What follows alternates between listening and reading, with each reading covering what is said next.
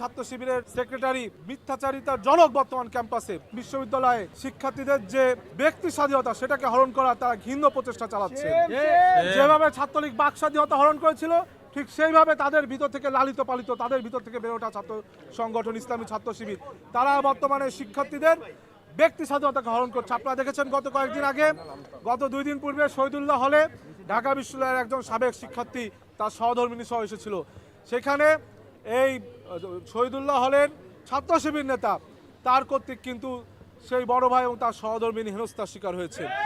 তারই প্রতিবাদে গতকালকে দেখেছেন ঢাকা বিশ্ববিদ্যালয়ের বিভিন্ন নারী শিক্ষার্থীরা সেই শহীদুল্লাহ হলে তারা খেলা দেখে উদযাপন করে এক নীরব প্রতিবাদ জানিয়েছিল।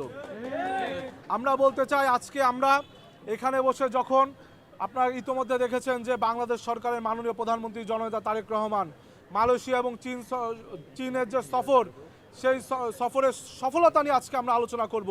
আজকে আপনারা দেখেছেন বাংলাদেশ সরকার বাজেট ঘোষণা করেছে, সেই বাজেট নিয়ে আমরা আলোচনা করব। ঠিক সেই মুহূর্তে বারবার বাংলাদেশকে পিছে টেনে ধরা এই ছাত্র সংগঠন ইসলামী ছাত্র শিবির যারা 71কে বাংলাদেশকে পিছে টেনে ধরেছিল, যারা বিভিন্ন সময়ে বিভিন্ন জোট করে বাংলাদেশকে পিছে টেনে নিয়েছিল, ঠিক একইভাবে আজকে যখন বাংলাদেশের সফলতা নিয়ে কথা হবে তারা আবারও বাংলাদেশকে পিছে টেনে নেওয়ার একটি হীন প্রচেষ্টা চলমান রেখেছে।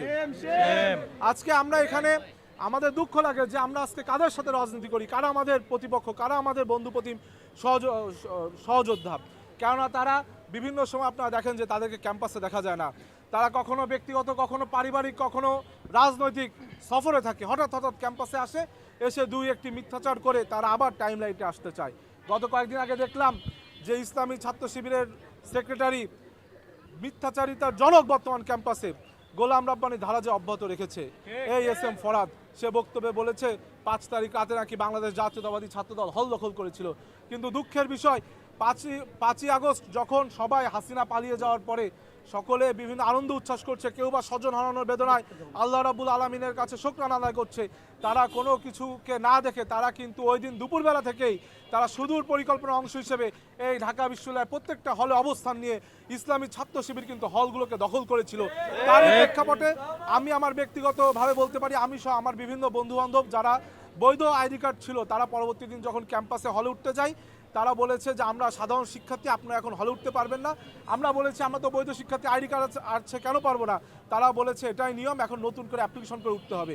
সেদিন আমরা ভেবেছিলাম তারা হয়তো আসলে সাধারণ শিক্ষার্থী, কিন্তু এইভাবে অ্যাপ্লিকেশন করে ভাইবা দিয়ে যখন 2-3 মাস পর আমরা গেলাম তখন দেখলাম তারা তাদের ছেড়ে তারা ইসলামী ছাত্র শিবিরের নেতা হিসেবে রূপান্তরিত হয়েছে।